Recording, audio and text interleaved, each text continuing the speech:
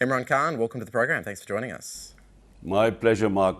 Right now, Pakistan is in the midst of an economic crisis. Do you think the current government is equipped to handle it? Well, Mark, knowing the aftermath of the coronavirus, it disrupted all supplies, and there was this commodity super cycle. Prices went up, inflation went up all over the world. So my government had very delicately balanced all this. And we managed to keep the prices down, and the sentiment was good because our industrial growth and our agricultural growth was going very well. So when this regime change took place, the market lost confidence. So what we are watching right now is a meltdown. Our currency has lost almost 10% of its value. Stock exchange has crashed. Prices have gone through the roof. Inflation is now about 30%. So the country is facing challenges right now. You've led several protests over the past few weeks. What exactly are you trying to achieve? Are you not concerned that the protests will add to a sense of chaos? Well, the chaos was when, Mark, this what we call the US-backed regime change took place in Pakistan. And so my government was replaced by a government, 60% of the cabinet is on bail. These two families have been ruling Pakistan for 30 years. So my government was the first time we replaced this two-party system and we came into power. Now, the parties that were fighting, contesting against each other, both have joined hands and are in government. But they're facing massive corruption cases. And so what has happened is that these people have come into power. Rather than having a roadmap to fix the economy, all they're doing is trying to get rid of their corruption cases of billions of rupees. So they are completely incapable of handling it. All we want is, we just want elections. We want free and fair elections so that let the people of Pakistan decide who should run the country rather than a US-backed regime change. You have repeatedly claimed the US backed your removal from office. What evidence do you have of that? Well, yes. On 7th of March, the US Under Secretary of State, Donald Lu, he meets our ambassador in Washington and actually threatens him that unless I, Imran Khan, is removed through a vote of no confidence, there'll be consequences for Pakistan. And if I'm removed, then all will be forgiven. Now, this is this American official threatening our ambassador. An ambassador in an official meeting, minutes were taken. He sends this cipher, which I see, this coded message, which I see. I place it in front of the cabinet and in front of the National Security Council, which then decides to send a démarche to the US, protest to the US for this blatant interference in our affairs. And the President of Pakistan has sent it to the Chief Justice of Supreme Court to hold an inquiry, because on 7th this cipher comes, this threat. On 8th, the no confidence motion is tabled against me. And then suddenly, our allies and 20 of our members of my party start jump ship. So, and then we have evidence that the American embassy was meeting some of these disgruntled members of my party even before this no confidence motion was tabled. So all we want is an inquiry into this, because we feel there is blatant evidence of regime change. Actually, also in the cipher, the US Undersecretary tells our ambassador that my trip, the Prime Minister's trip then to Russia, they were disapproved of, and I think that became the bone of contention, which is why this regime change conspiracy took place. The State Department have denied they pushed for regime change. If what you're saying is true, why would they have denied it? Well, I think it'll be extremely embarrassing. The State Department clearly, or this Undersecretary, Donald do, clearly did not think this would become public. Because, look, he threatens the ambassador, and now we have the official communique, which is the cipher.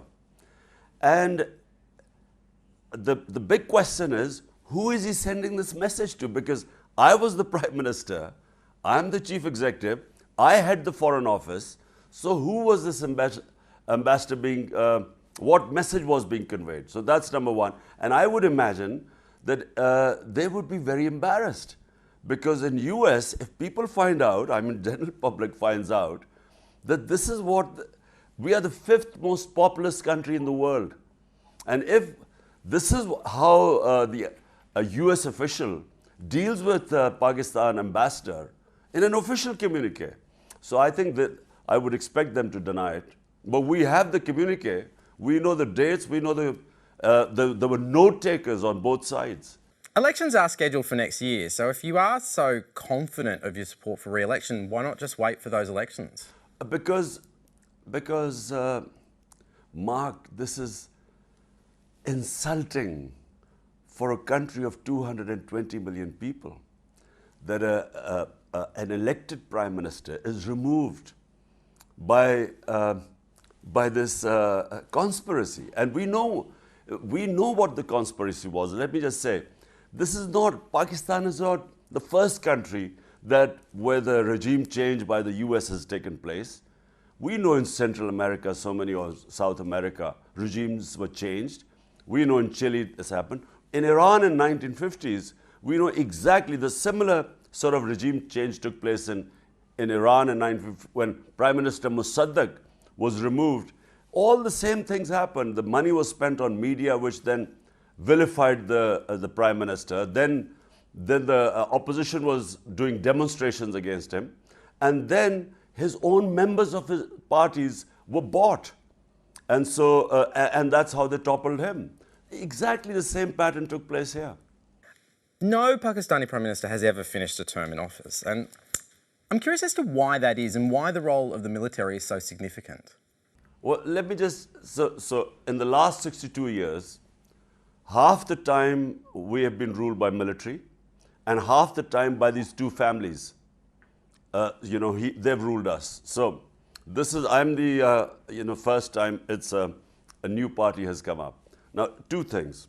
Number one, whenever governments in Pakistan were removed, they were always removed on corruption. This is the first time a government is removed when we had one of the best growth rates, economic performance, and that's reflected in the economic survey of Pakistan. We were going probably our best industrial production, agricultural production. We were growing, sustainable growth is the word.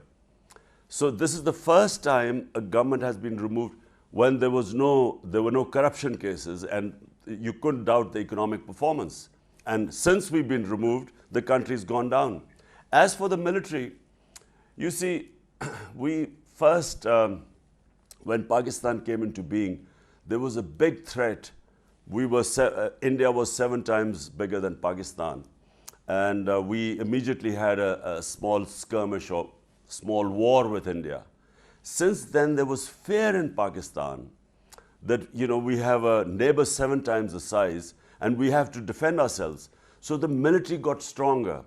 The military, we became a security state. And hence the role of military grew in our country. But recently, there's a consensus that, a poor democracy is better than a military government. Do you ever think there'll be a time in Pakistan when the military won't have such huge influence? I think, at the moment, well, we have so far, this is now, 13 years of democracy. We had 9 years of military before. And I feel that days of military ruling Pakistan are over. I think there's as I say, that there's a consensus in the country that even a poor democratic government is better than a military government, because what happens is that when the military intervention takes place, we go back to square one. We then again have to start our evolution as a democracy. So that's why our democracy has not so much flourished as yet. our democratic institutions haven't got stronger because we go back to square one when the military takes over. So we are in the process really of strengthening our democratic institutions.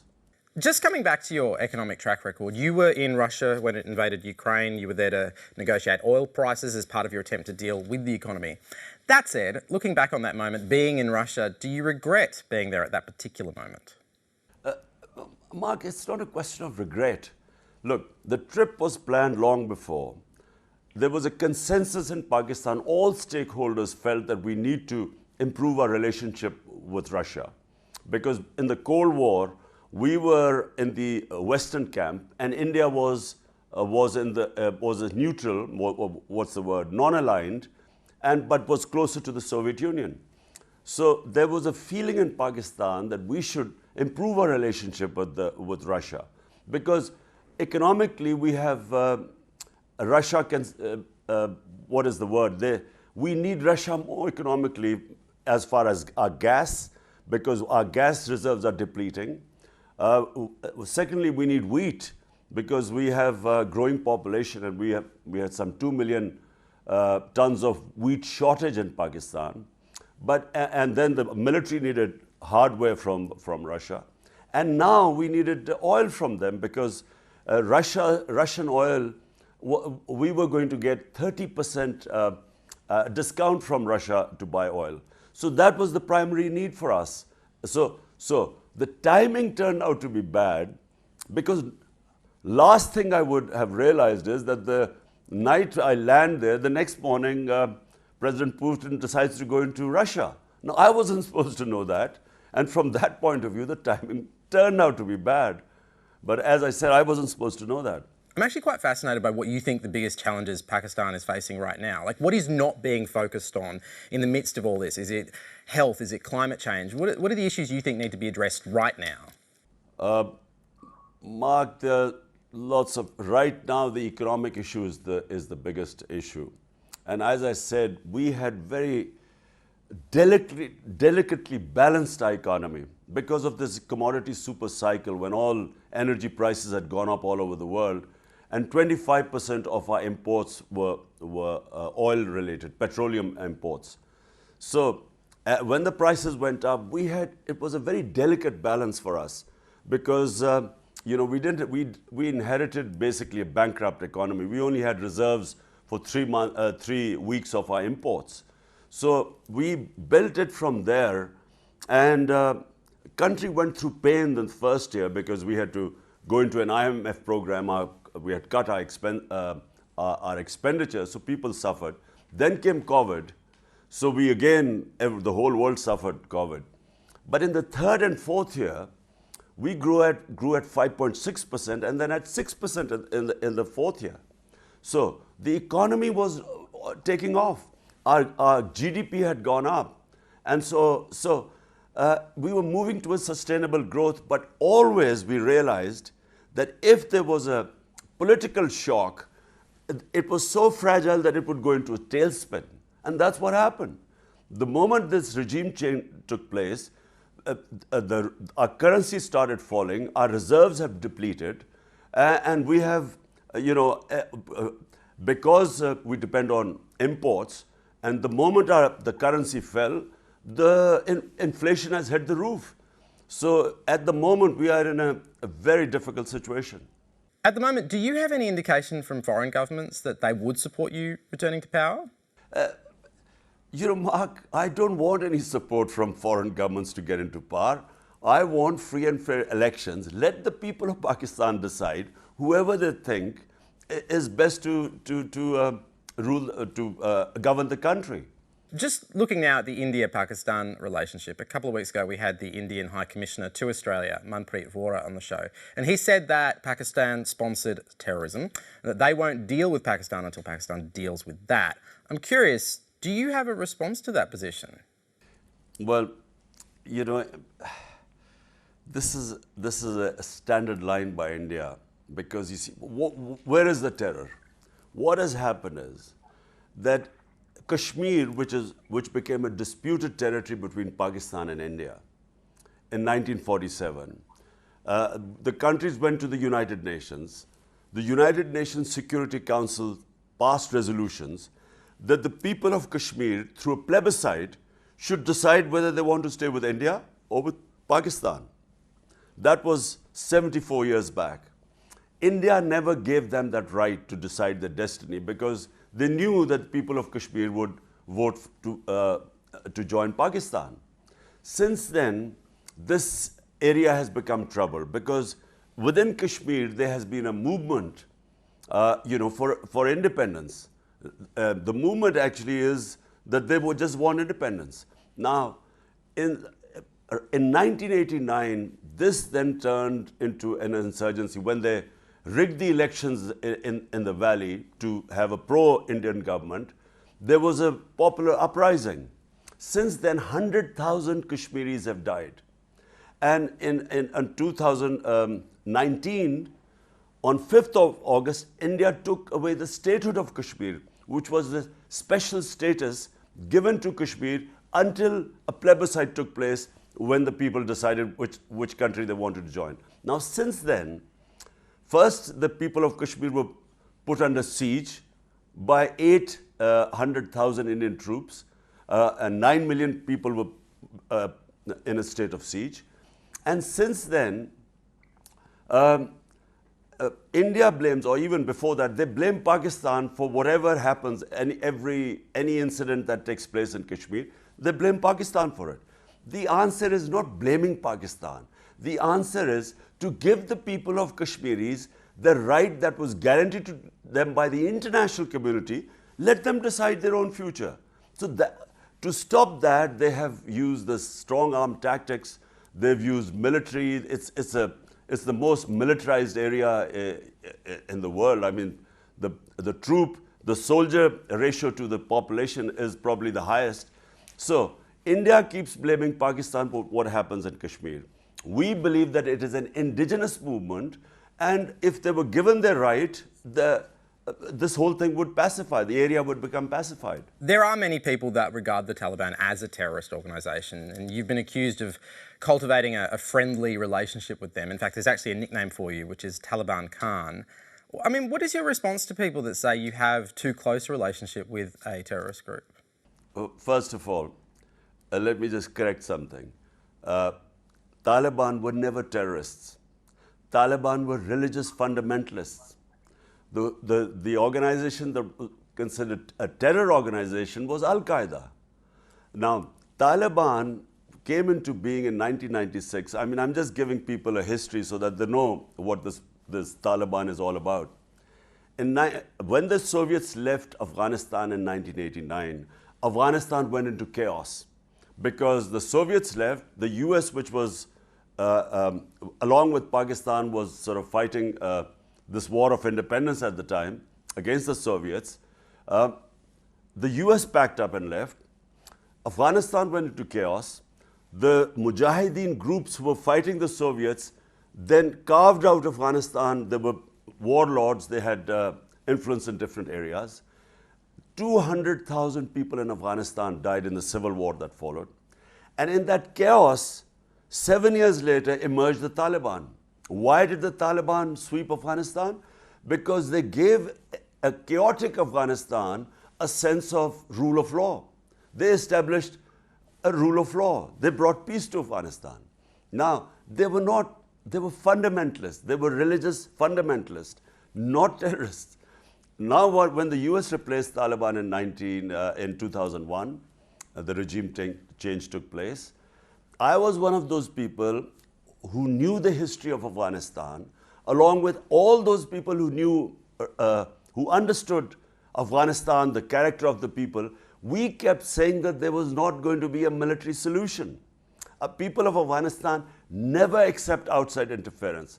The British had experienced this in the 19th century. The Soviets, in the 20th century, all had failed to control Afghanistan, an outside force, because this is their history. They are the most independent-minded people. So I kept saying that there was not going to be a military solution, and there wasn't. Anyone who opposed this military solution became pro-Taliban. So because people didn't understand the situation.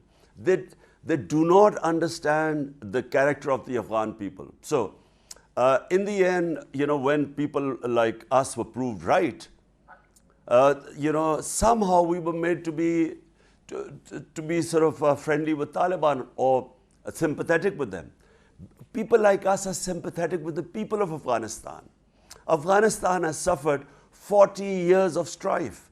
If any nation needs peace, it's Afghanistan.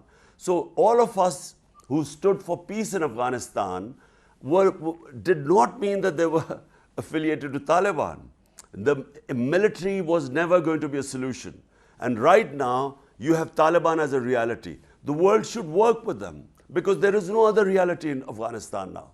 And in my opinion, the more you engage with them, the more you will bring them into the mainstream of the world. Do you believe that Pakistan today supports terrorist groups? Look, Mark, how did we end up in this position?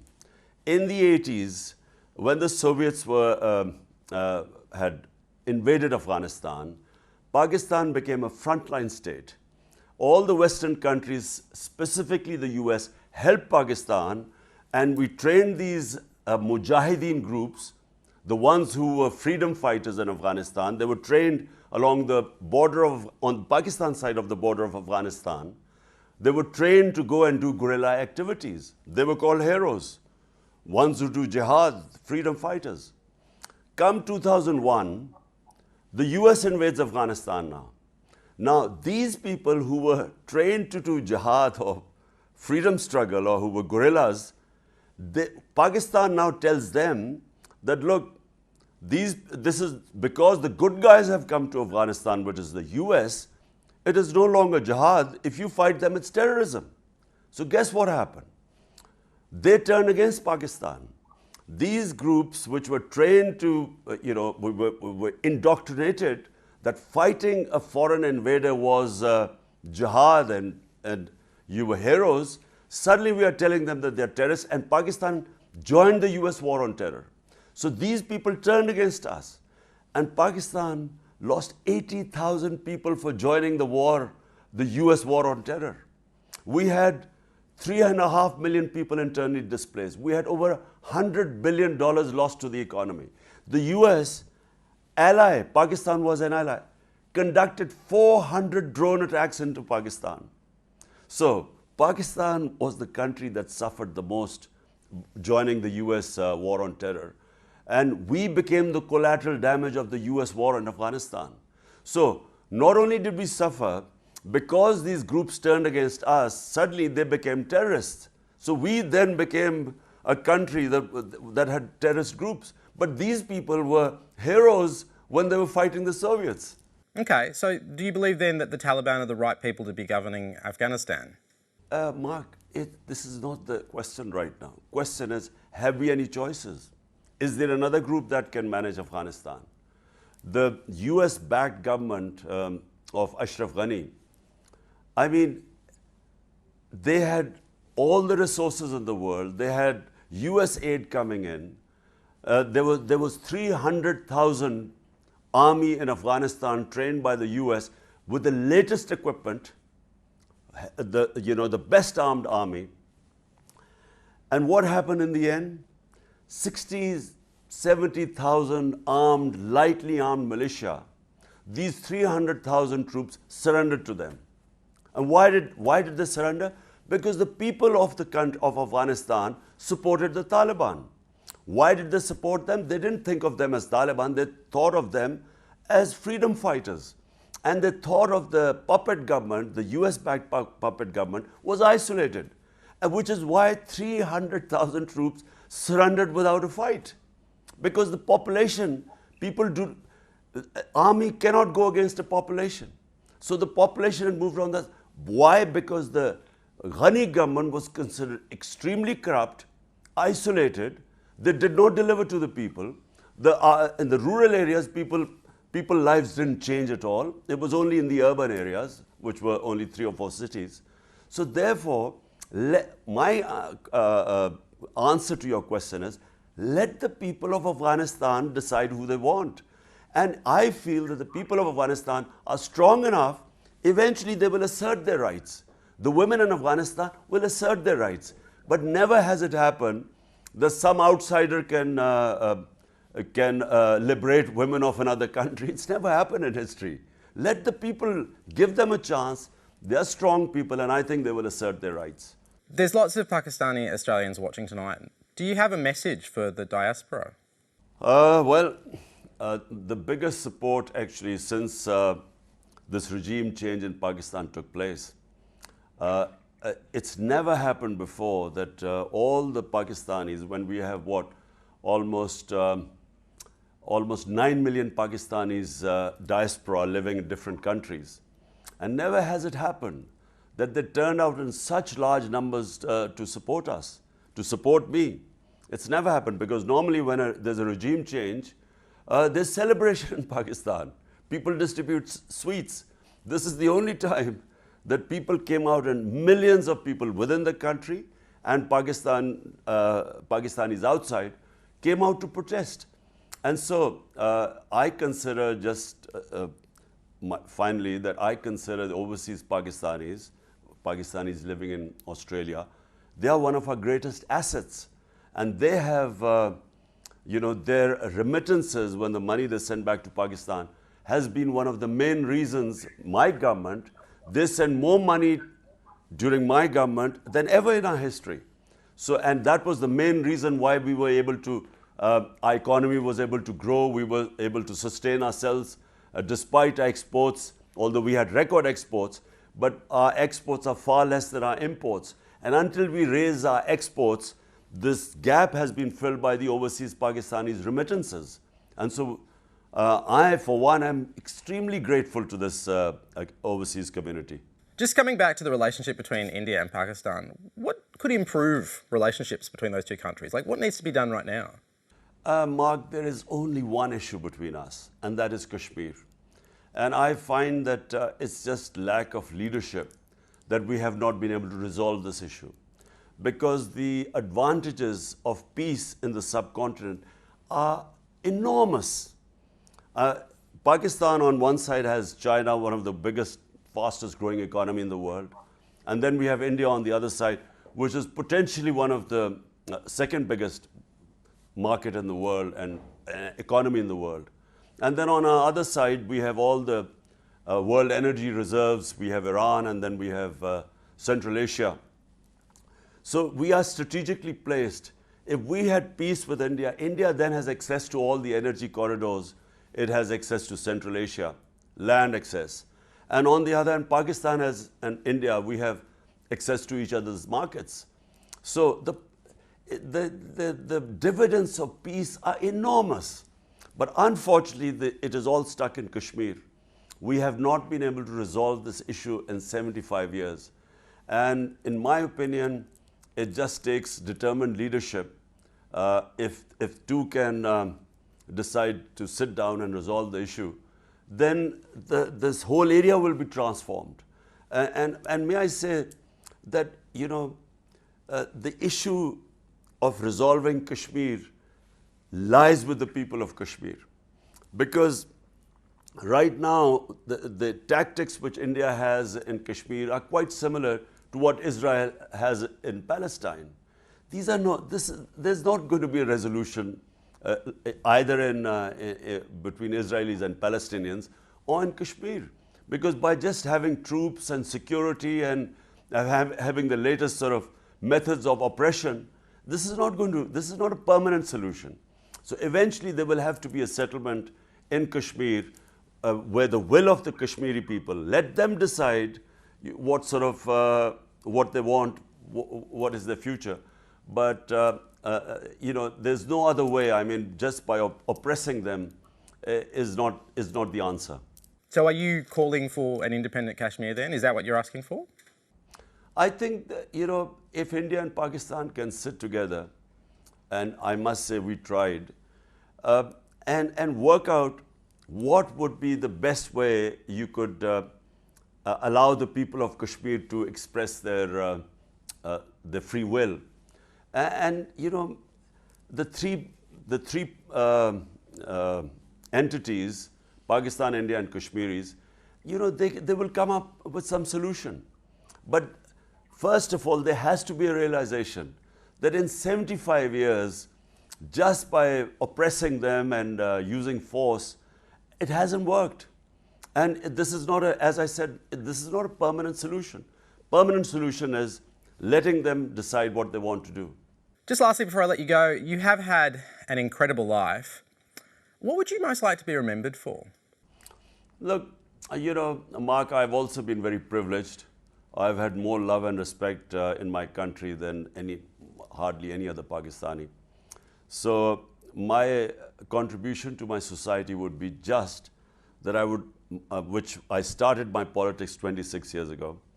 And I have to say I was inspired by, when I first went to England as a teenager, the two things that inspired me about England: rule of law and a welfare state. And later on, when I studied my own history, the first welfare state in the history of mankind was made by our Prophet Muhammad Sallallahu Alaihi Wasallam, the first state of Medina. This is exactly what he did. It was a state where he made it a welfare state. State took responsibility of the weaker section of the society, a humane state. And secondly, he established rule of law, meritocracy. And these are exactly the principles which I set out 26 years ago. This is what I want in Pakistan. My biggest struggle has been that the ruling elite, these two families that have ruled Pakistan for 30 years, they refuse to come under the rule of law. They believe they're above law. And this whole struggle has been that they've all ganged up and these massive corruption cases against them. They do not want them to be judged by the law of the land. They consider themselves above the law. And unless and until you have rule of law, in my opinion, I've been all over the world. If you look at prosperous countries and you look at failed states, or you look at states with massive poverty, there is only one difference: rule of law. The prosperous states always have rule of law. And that is the reason why you liberate the potential of a society. Unfortunately, in the entire developing world, you have might is right. The powerful can get away with murder. They can plunder the country, do whatever. This justice system cannot bring them under the law. And that's why there's this huge transfer of wealth. Every year, according to the United Nations Secretary General's panel called FACT-I panel, it estimates every year $1.7 trillion are illegally transferred by their corrupt ruling elites, transferred from these poor countries into rich countries, offshore accounts, big palatial places in London and Western capitals. And this is why the rich are getting richer, poor are getting poorer. So the big difference is rule of law. And that's really my mission. Imran Khan, thank you so much for joining us on India Now. Pleasure, Mark.